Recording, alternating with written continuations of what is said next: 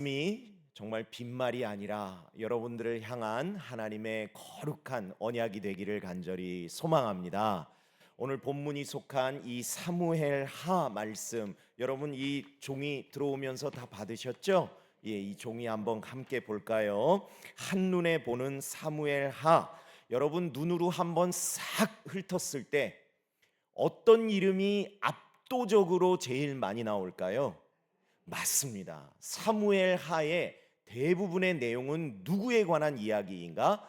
다윗에 관한 내용입니다. 물론 사무엘 상 말씀에서부터 이 다윗의 이야기가 시작이 되지만 실제 다윗의 모든 인생에 대한 이야기는 사무엘 하에 다 들어가 있다 해도 과언이 아닙니다. 자, 뒷장을 보니까 1장 1절부터 24장 25절까지 사무엘 하 말씀이 나와 있는데, 자 1장 1절에서 보니까 처음 나오는 내용이 다윗 왕의 즉위다. 그래서 아하, 다윗이 하나님께 왕으로 기름 부으심을 받았지만 곧바로 왕이 된 것이 아니라 오랜 세월을 거쳐서 이제 사무엘 하 1장에 가니까 드디어 다윗이 왕이 되는구나. 그래서 이 사무엘 하의 이야기는 다윗이 왕 위에 올라서 왕으로서의 이 통치 기간에 대한 내용이 전부 다 망라되어 있구나 하는 것을 여러분들이 알 수 있습니다. 그래서 오늘 이 내용은 이렇게만 다루지만 여러분 사무엘하 오늘 설교 듣고 집에 가셨다고 해서 여러분 사무엘하를 읽으신 거예요? 안 읽으신 거예요? 안 읽으신 거예요. 여러분 오해하시면 안 됩니다. 성서 아카데미가 매주 이렇게 한 권씩 다룬다고 해서 한 66주에 나는 성경 66권을 다 읽었어 이럴 분들은 안 계시잖아요. 이건 반대로 이야기하면 여러분 말씀을 읽지 않으면 안 됩니다. 말씀을 읽지 않으면서 여러분 지식만 늘려봐야 아무 소용이 없어요. 여러분 이 내용을 드리는 이유는 다른 것이 아니라 이것을 기초로 해서 말씀을 직접 읽으셔야 이것이 한눈에 들어오기 때문에 이 자료를 매주 드리는 건데, 여러분 그냥 취미로 모으지 마시고 여러분 성경 꼭 읽으시기를 부탁드립니다. 네, 그래서 좋은 말로 할 때 우리들이 읽어야, 이건 제가 드리는 말씀이 아니라 하나님이 저를 향한 말씀이시기도 해요. 장 목사야, 좋은 말로 할 때 성경 많이 읽어라. 떨리는 마음으로 읽어요. 왜? 특별히 저는 또 전해야 되는 사명이 있기 때문에. 그러나 이건 저에 관련된 것만이 아니라 여러분 한 분 한 분을 향한 하나님의 동일한 말씀이시다 하는 것을 믿으시고, 자 여러분 오른손 다 들어보세요. 잠을 좀 깨워야 되겠어요. 여러분 가슴을 너무 세게 치지 마시고 살살살살 치면서 내 이름 부르면서 누구야? 좋은 말로 할 때 성경 읽자. 아멘. 네, 꼭 여러분들 댁에 가셔서 하나님의 말씀 보시기를 바랍니다. 자, 그러면 24장에 걸친 이 다윗의 이야기 중에 특별히 오늘 이 예배를 통해서 우리들이 기억해야 될 것이 무엇인가? 여러분 다른 건 다 잊어버리셔도 오늘 이것만 기억하고 가시면 좋겠어요. 자, 복습. 신명기 하면, 그렇지요. 신명기 하면 신신당부라고 말씀드렸습니다. 왜요? 너무너무 중요한 말씀이고 그 중요한 말씀을 누구에게 해야 될까 하나님이 보시니까 누구에게 해야 돼요? 내가 제일 사랑하는 사람, 그 사람에게는 이 말을 꼭 해야 되겠다. 사전에 뭐라고 나와요? 그게 바로 신신당부다. 그래서 신명기 말씀 다 보셨는 줄로 믿습니다. 네. 네, 그렇다면 오늘 사무엘 하의 말씀에서는 우리들이 뭘 기억하고 가야 될 것인가? 저를 한번 따라 하실까요? 인과응보. 인과응보. 네, 여러분 사무엘 하 말씀을 떠올리실 때는 여러분들은 반드시 저 단어를 기억하셔야 돼요. 인과응보. 여러분 굳이 뜻을 풀이하지 않아도 여러분 무슨 뜻인지 다 아시죠? 내가 어떠한 일을 했을 때에는 반드시 그거에 따른 결과가 있다 없다? 있습니다. 그래서 대표적인 것이 뭐예요? 권선징악 아닙니까? 우리들이 제일 좋아하는 거 아니에요? 착한 사람은 잘 되고 못된 사람은 아무리 중간에 잘 되고 어쩌고 저쩌고 해도 마지막에 어떻게 돼야 돼요? 망해야 돼요. 예. 그래서 우리가 제일 좋아하는 게 권선징악이잖아요. 근데 이것은 세상이 말하는 인과응보의 원리고요. 오늘 사무엘 하 말씀을 통해서 하나님이 우리들에게 말씀하시고자 하시는 저 인과응보의 원리는 무엇인가? 여러분, 인과응보 밑에 나와 있는 저 내용을 저하고 한 목소리로 함께 읽겠습니다. 시작. 위대한 결심에는 놀라운 축복이 따르고 심각한 죄악에는 처절한 죄가가 따른다. 여러분, 저 내용 모르는 분 계세요? 안 계세요. 다 알아요. 이미 말씀을 통해서 우리들은 듣고 또 들었어요. 위대한 결심에는요, 반드시 하나님이 축복하십니다. 그런데요, 죄악에는 하나님이 반드시 징계하신다는 사실을 우리들이 기억해야 하는데, 바로 이 사무엘 하 말씀이 무엇을 증명하고 있는가? 바로 이 하나님의 말씀이 실제로 이루어진다라는 것을 증명한다는 것이죠. 그것도 선인에게는 그렇게 역사하시고 악인에게는 그렇게 역사하시는 구분된 결과가 아니고요, 한 인생 가운데에서도 얼마든지 하나님은요, 이 두 가지를 가차없이 시행하신다는 사실입니다. 자, 그러면 첫 번째, 위대한 결심에는 하나님이 어느 정도로 축복을 하시는가? 우리들이 그것을 한번 보려고 하는데요. 여러분, 다윗의 인생에는요, 위대한 결심이 한 두 가지 정도 있다고 신학자들이 이야기합니다. 첫 번째는 골리앗 앞에 그가 섰을 때입니다. 이 이야기는 제가 자세히 이야기하지 않아도 여러분들 너무 잘 아실 겁니다. 사무엘상 이 17장에 보면요, 누구도 대항할 수 없었던 그 골리앗 앞에요, 다윗이요 당당히 섭니다. 그런데 그가 당당히 설 때의 근거가 무엇이었는가? 네가 모욕하는 만군의 주 여호와 하나님의 이름으로 내가 너를 처단하겠다. 그리고 뭘 던졌죠? 물맷돌. 물맷돌이라는 건 다른 게 아닙니다. 그냥 개울가에서 주울 수 있는 그냥 일반 돌이에요. 근데 구척 장신이 그 돌 하나 맞고 쓰러진다는 게 여러분, 과학적으로, 상식적으로, 논리적으로, 이론적으로 이해가 되세요? 안 되시죠? 그런데 그 일이 일어났다는 사실을 믿으세요? 예, 저도 믿습니다. 왜? 물맷돌이 문제가 아니라, 다윗이 문제가 아니라 그 순간에 누가 역사하셨을까요? 하나님. 하나님 앞에 골리앗은 존재도 아니에요. 위대한 다윗의 결심 앞에요, 하나님이요 다윗을 그렇게 축복하십니다. 그런데 골리앗을 쓰러뜨렸더니 다윗의 인생이요 그때부터 완전히 변화됩니다. 그가 나중에는 민족의 위대한 인물이 돼서요, 예루살렘으로 돌아올 때에 환영합니다. 다윗은 만만이요, 사울은 천천히다. 이 정도의 환호는 뭐 장난도 아닌 것이죠. 정말 다윗을 큰 인물로 하나님이 세워주십니다. 그리고 두 번째 위대한 결심이 무엇인가? 바로 오늘 우리가 함께 읽었던 이 본문 말씀 사무엘하 7장의 초반부에 그 내용이 나오는데, 어떤 내용인가 하면요, 다윗이 하나님 앞에 이런 결단을 합니다. 하나님, 성전을 짓겠습니다.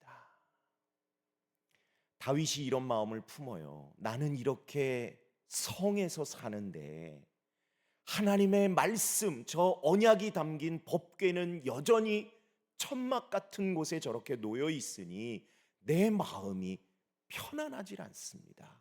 부끄럽습니다. 하나님 앞에 죄송합니다. 그러니 하나님 앞에 성전을 짓겠습니다.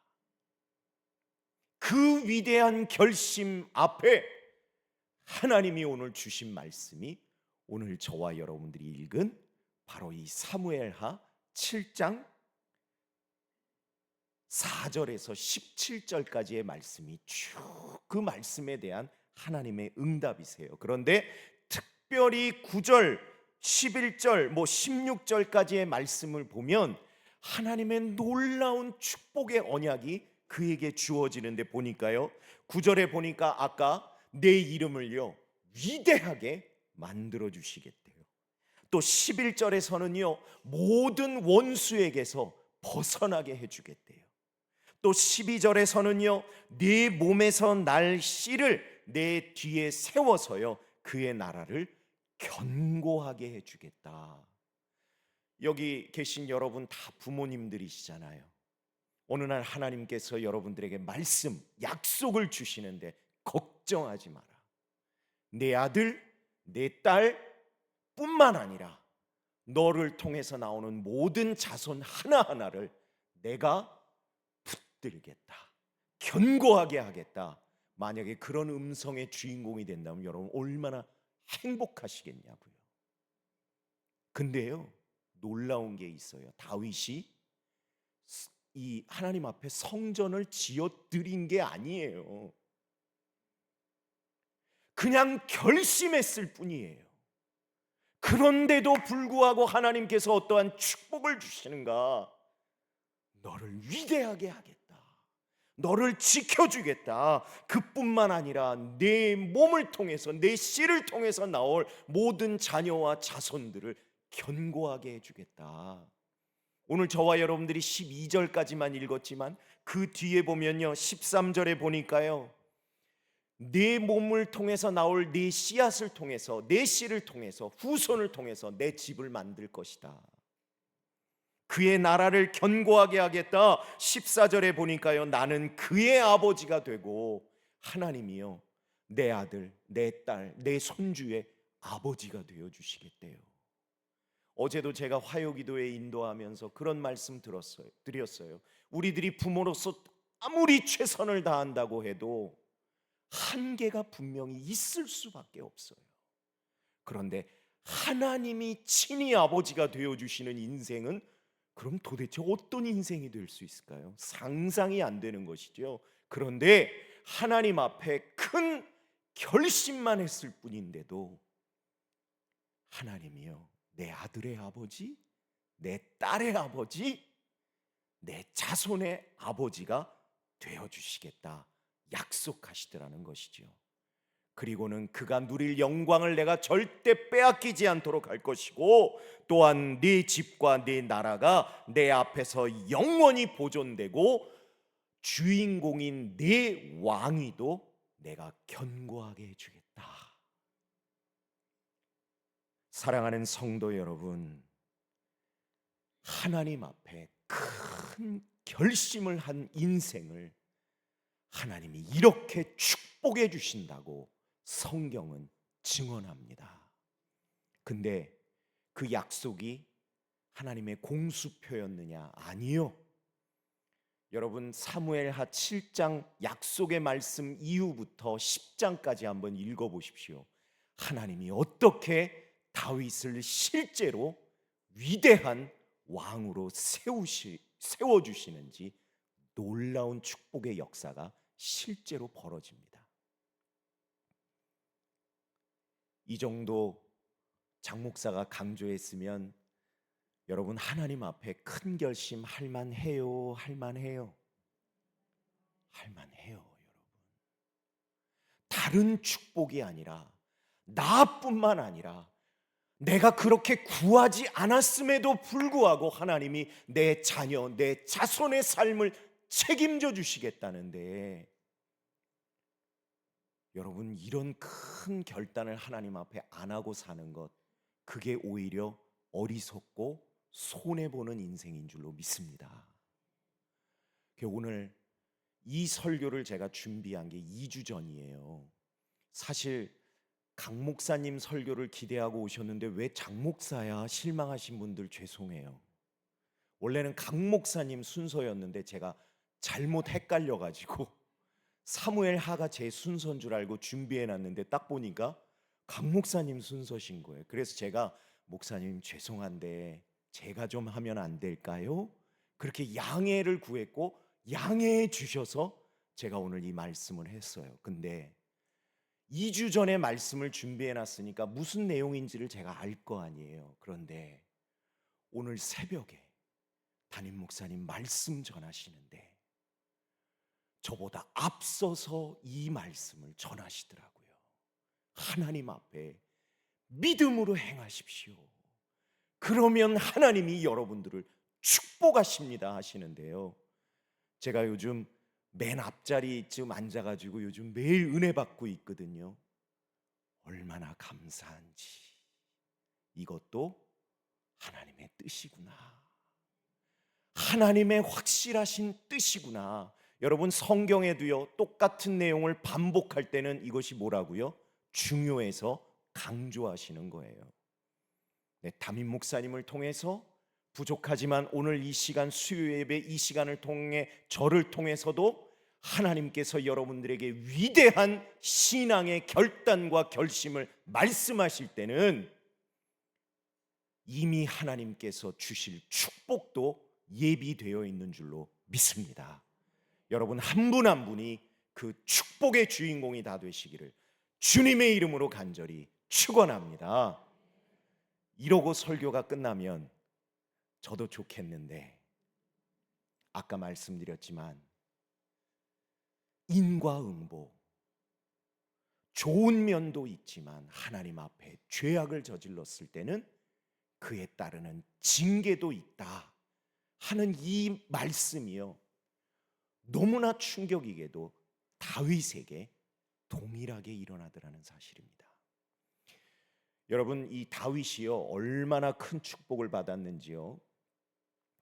나중에 다윗이 밧세바 사건으로 하나님 앞에 큰 죄를 저지르고 난 뒤에 하나님께서 그를 깨우치실 때 하신 말씀을 들어보면 다윗이 얼마나 큰 축복을 누렸는지를 우리들이 알 수 있습니다.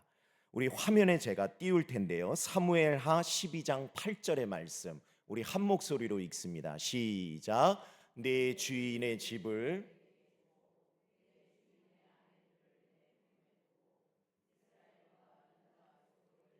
맡겼느니라. 만일 그것이 부족하였을 것 같으면 내가 네게 이것저것을 더 주었으리라. 아멘. 하나님이요 다윗의 인생에 얼마나 큰 축복을 그것도 넘치도록 허락해 주셨는지 네가 그렇게 부족했더라면 내가 이것도 주고 더 주었을 거야. 뭐가 그렇게 부족해서 죄를 지었는데 하나님이 다 답답하셔가지고 그 말씀을 하셨어요. 그럴 만도 한 게요 밧세바가 남의 아내였잖아요. 다윗이 밧세바를 취하기 직전까지 공식적으로 성경에 언급된 다윗의 아내가 몇 명인 줄 아세요? 7명이었어요. 아니 한 분 모시고 살기도 쉽지 않던데 이거 방송 나가면 안 되는데 이 부분만 잘라주세요. 그런데 그렇잖아요. 여러분도 마찬가지잖아요. 남편을 생각했을 때 아내를 생각했을 때 다윗은요 이미 7명의 아내가 있었어요. 자녀들도 많았어요.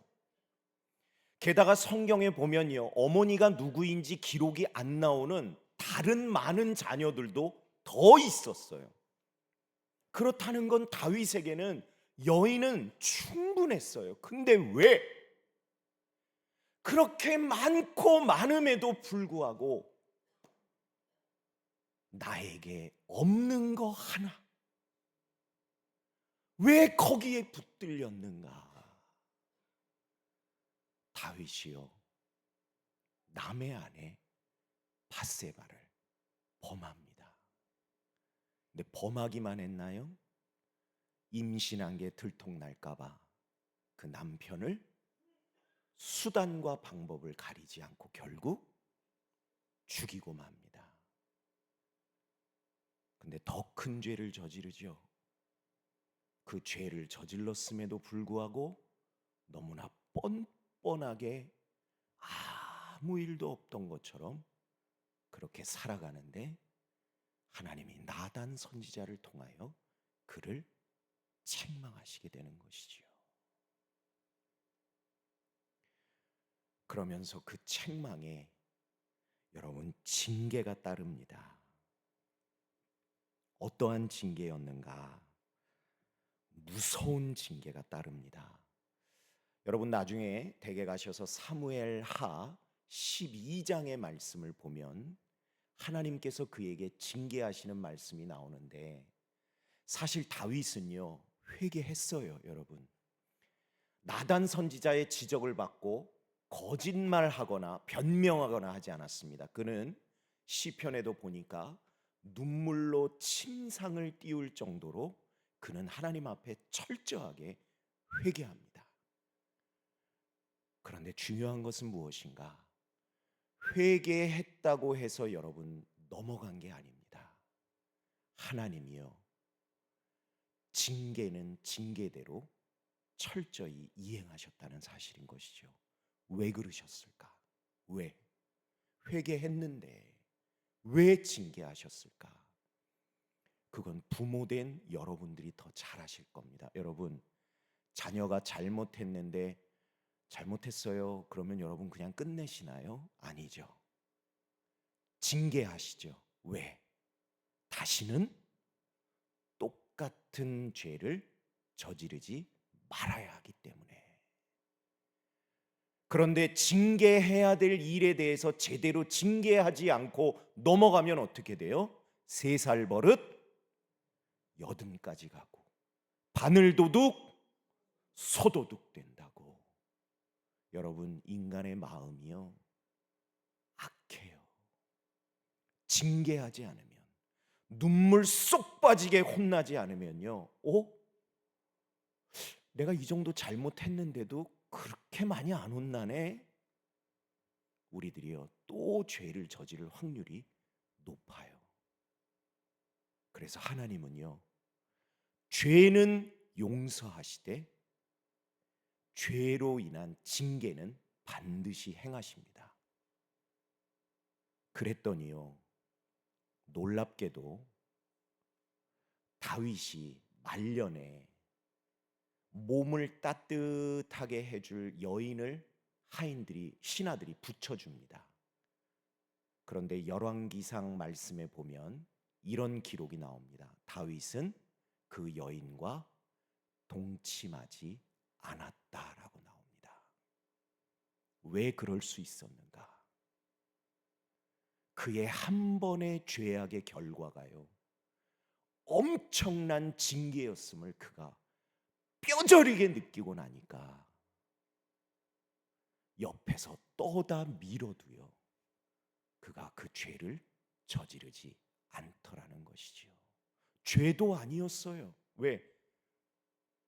치료를 위해서 한 것이었는데 그럼에도 불구하고 철저히 그가 지키더라는 겁니다. 그러면 하나님의 징계가 얼마나 철저했는가? 사무엘하 12장 10절 이하에 보면요 칼이 네 집에서 영원토록 떠나지 않을 것이다. 11절 이하에도 보니까 너와 내 집에 재앙을 일으키고 네 눈앞에서 네 아내들을 빼앗아 네 이웃들에게 주겠다. 14절 이후에도 보니까 원수가 크게 비방할 거리를 얻게 하셨으니 당신이 낳은 아이가 반드시 죽으리이다. 여러분 저 말씀을 보니까요 죄의 결과가 처절해요. 폭력과 재앙이 임하고요 수치와 부끄러움도 당하게 되고요 질병과 죽음조차 그 집을 덮친다는 사실입니다. 다른 이유가 아닙니다. 하나님 앞에 죄악을 저질렀더니 처절한 징계가 임하더라는 것이죠. 여러분 이게 바로 신명기 말씀이 우리들에게 신신당부하시는 말씀이에요. 하나님 앞에 위대한 결심을 하는 인생은 하나님이 이렇게 크게 축복하시기도 하시지만, 하나님 앞에 범죄하는 인생은 하나님이 이렇게 처절한 죄의 값을 치르게 하신다. 근데요, 이게 하나님을 원망할 일이 아니더라고요.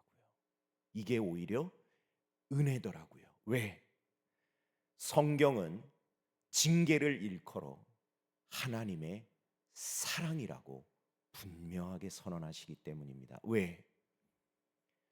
남이 이런 범죄를 저질렀다고 해서 여러분들이 너도 내 자식이다 하고 가서 징계하시나요? 아니지요.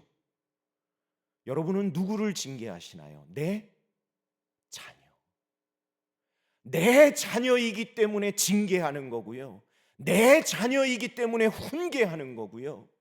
아프고 힘들지만 내 자녀가 잘못된 길로 가지 말아야 하기 때문에 때로는 매도들 수밖에 없는 거잖아요.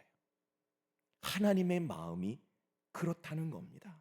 신명기 8장 5절에도 보니까 너는 사람이 그 아들을 징계함 같이 내 하나님 여호와께서 너를 징계하시는 줄 마음에 생각하라. 함께 읽었던 사무엘하 7장 14절에도 보니까 나는 그에게 아버지가 되고 그는 내게 아들이 되리니, 근데 여기서 끝난 게 아니고요, 그가 만일 죄를 범하면 내가 사람의 매와 인생의 채찍으로 징계할 것이다. 여러분 여기 보세요. 인생의 채찍이라고 말씀하셨어요. 때로 우리들의 인생 가운데 왜 고난이 오는가? 여러분, 우리들이 곰곰이 생각하고 회개해야 될 것은 하나님 앞에 내가 제대로 살고 있는가? 우리들이 돌아봐야 할 이유가 바로 여기에 있는 것이지요. 잠언 3장 12절에서는 더욱더 확실하게 말씀합니다. 대저 여호와께서 그 사랑하시는 자를 징계하시기를 마치 누가 누구에게 하는 것처럼요, 아비가 그 기뻐하는 아들에게. 여러분, 그냥 아들이 아니에요. 기뻐하는 아들에게. 그래서요, 여러분, 우리가 정말 잘못 생각하는 오해가 하나 있는데, 하나님 앞에 죄를 범해도 별로 문제가 없네, 오히려 인생이 조금 잘 풀리는 것 같네, 하는 일이 잘 되네, 아무 일도 일어나지 않네. 여러분, 이 상황이 어떤 상황인가? 정말 무서운 말씀이지만 하나님의 사랑이 나에게서 떠났을 수도 있는 것입니다. 하나님의 관심이 나에게서 떠났을 수도 있는 겁니다.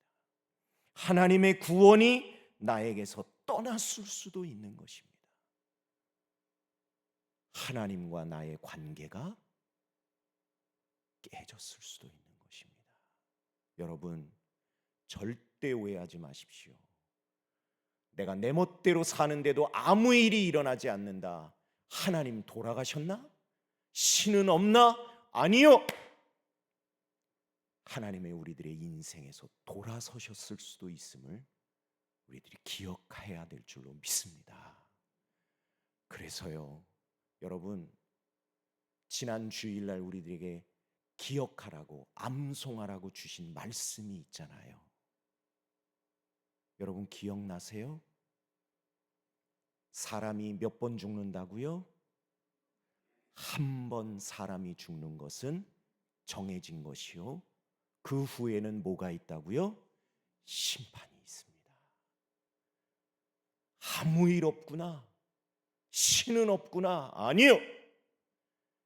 만약 내가 내 인생을 살고 싶은 대로 사는데 아무 일도 없다, 그것은 무서운 하나님의 징계임을 우리들이 깨달아야 할 줄로 믿습니다. 오히려 내가 잘못했을 때 무슨 일이 있고, 그래서 나를 돌이키게 하고 나를 놀라게 하고 나를 아프게 하고 나를 힘들게 해서 하나님 앞에 돌아오게 하는 것이 있다면 여러분 기뻐하십시오. 왜? 내가 바로 하나님의 기뻐하시는 아들임을 증명하는 것인 줄로 믿습니다. 우리들이 돌이켜서요, 그래서 하나님께 돌아가야 합니다. 돌아가면 하나님이 용서하실까요? 용서하실까요? 용서하십니다. 다윗이 그래서 용서받았잖아요. 다윗은 하나님 앞에 그 죄를 용서받습니다.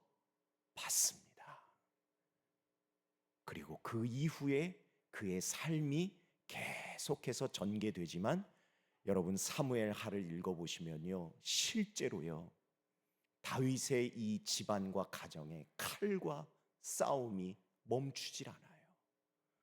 정말 비극적인 일이 일어납니다.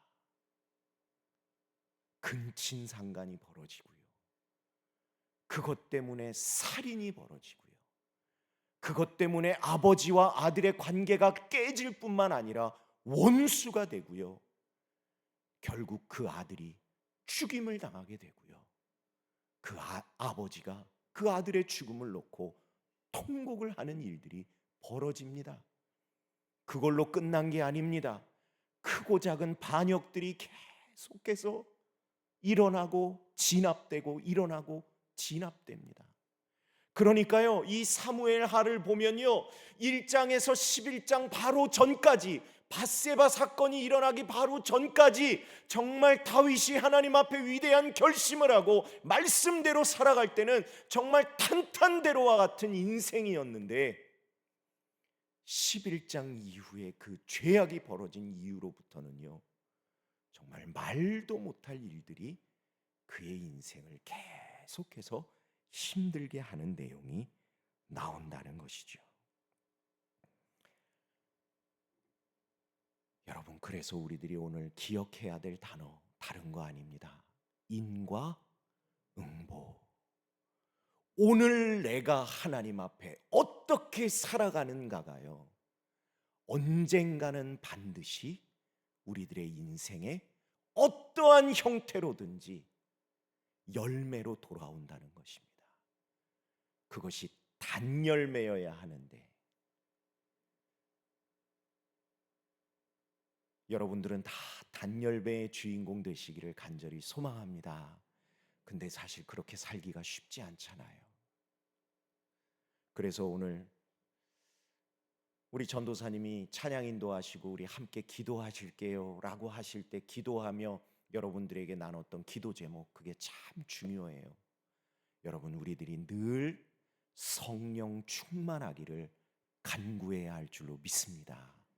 여러분, 우리들의 힘과 의지로 안 돼요.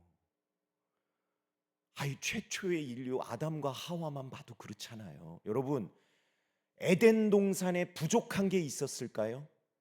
없었습니다. 심지어 생명나무의 실과도요, 떡하니 있었고 하나님이 그걸 먹지 말라고 말씀하신 적이 없었어요. 여러분, 생명나무의 실과가 무엇이겠습니까? 먹으면 생명을 주니 영생할 수 있는 존재 아닐까요? 뭐가 부족했을까요? 더더군다나 실오라기 하나 걸치지 않고 살아도 부끄러움도 몰랐지만 추위도 몰랐고요, 더위도 몰랐고요, 배고픔도 몰랐고요, 부족함도 몰랐어요. 하나님이요, 완벽한 환경을 주셨어요. 단 하나 금지하신 게 있었는데 선악과였어요. 근데 아담과 하와는 뭐에 꽂혔는가? 그 하나. 아까 다윗도 그랬죠. 그렇게 풍부했지만 그 하나에 꽂히니까요, 나에게 주신 그 모든 감사한 조건이 하나도 보이지 않더라는 것이죠. 여러분, 성령 충만해야 할 줄로 믿습니다. 그러면 성령께서 우리로 하여금 나에게 없는 것을 보게 하는 것이 아니라, 지난 주일날 우리들이 말씀 들었죠? 우리들의 손에 주신 것을 감사하는 것, 그리고 없는 것은 불평하며 원망할 것이 아니라 하나님 앞에 기도하면 되는 것. 그 인생을 우리들에게 누가 우리에게 가르쳐 주실까? 성령께서 날마다 우리를 가르치시고 생각나게 하실 줄로 믿습니다. 그래서 저는 요즘 새벽이 너무 행복해요. 여러분, 이 말씀만 전하고 오늘 말씀 맺을 텐데, 어느 신학 교수님이 이런 얘기를 했어요.